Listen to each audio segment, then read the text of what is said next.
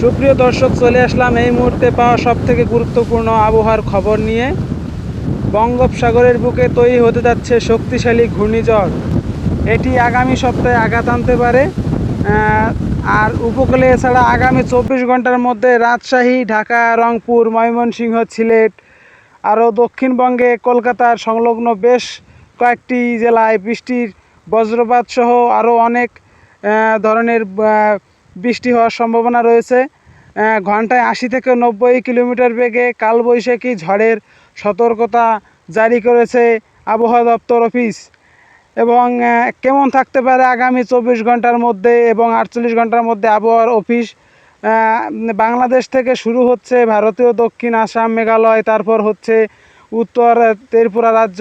আগামী 24 থেকে 48 ঘন্টার মধ্যে কোন কোন জেলার মধ্যে বৃষ্টি হতে পারে, ভারী বৃষ্টিপাত হতে পারে।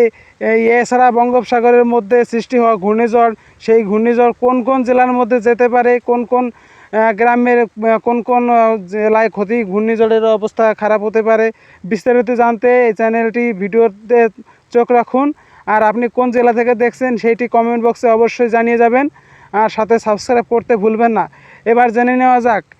এই মুহূর্তে জানা যাচ্ছে রংপুর, ময়মনসিংহ, সিলেট, রাজশাহী, ঢাকা, খুলনা এবং চট্টগ্রাম আরও দেশের 8টি বিভাগের 64 জেলার মধ্যে আংশিক মেঘালয় রয়েছে। তবে কিছু মুহূর্তে দেখা যাচ্ছে বরিশাল বিভাগে 2-1 স্থানে কিছুটা বৃষ্টির বজ্রপাত বা বৃষ্টিপাত হওয়ার সম্ভাবনা রয়েছে। এ থেকে লক্ষ্য করা যাচ্ছে যশোর, নড়াইল, তারপর অনেক জায়গায় যেমন খুলনা, সাতক্ষীরা, তারপর হচ্ছে বাগুড়া, তারপর রয়েছে বাগেরহাট, ময়মনসিংহ, কাউখালী, বরিশাল, টাঙ্গাইল জেলায় বেশ কিছু জায়গায় এই মুহূর্তে কিছুটা বৃষ্টি ও বজ্রপাতের সম্ভাবনা রয়েছে। এছাড়া বৃষ্টি দক্ষিণবঙ্গের আরামবাগ, শান্তিপুর, চট্টগ্রাম, কলকাতার পূর্ব ও পশ্চিম মেদিনীপুর বেশ কয়েক জায়গায় বৃষ্টিপাত হওয়ার সম্ভাবনা রয়েছে। এছাড়া আজ রাতের দিকে রংপুর বিভাগের পঞ্চগড়, ঠাকুরগাঁও ও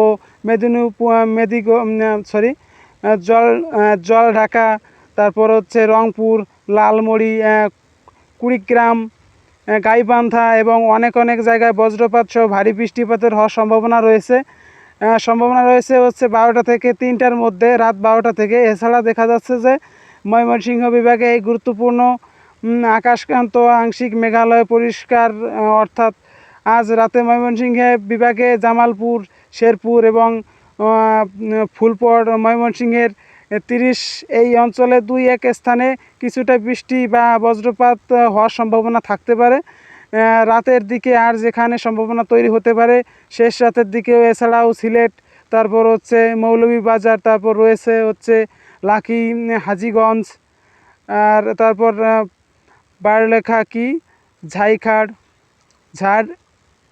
ঝাড়খাই, জয়ন্তপুর, অনেক জায়গায় বৃষ্টি হওয়ার সম্ভাবনা রয়েছে। আর দেশের দক্ষিণ খুলনা কি বরিশাল বিশেষ বিভাগে এই বৃষ্টিপাত হওয়ার সম্ভাবনা বর্তমানে রয়েছে। 3 ঘন্টা পর্যন্ত এই বৃষ্টিপাত হওয়া থাকবে আর কি, চলতে থাকবে। তারপরে এই বৃষ্টিপাত বিরত নিতে পারে, এটা শিওর না, কিন্তু বিরত নিতে পারে। এছাড়া আজ রাতের দিকে ঢাকা বিভাগে ফরিদপুর, তারপর হচ্ছে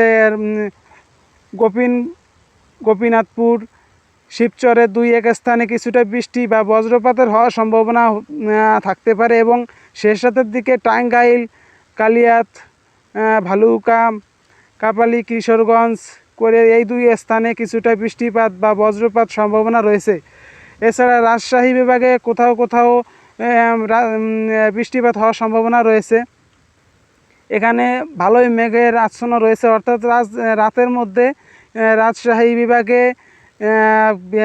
বিভাগে আর কি মহাপুর, চাঁপাইনগর এই অঞ্চলে 2-1 স্থানে কিছুটা বৃষ্টিপাত বা বজ্রপাত হওয়ার সম্ভাবনা রয়েছে। রাত 12টা থেকে 4টার মধ্যে এখানে বৃষ্টি হওয়ার সম্ভাবনা রয়েছে।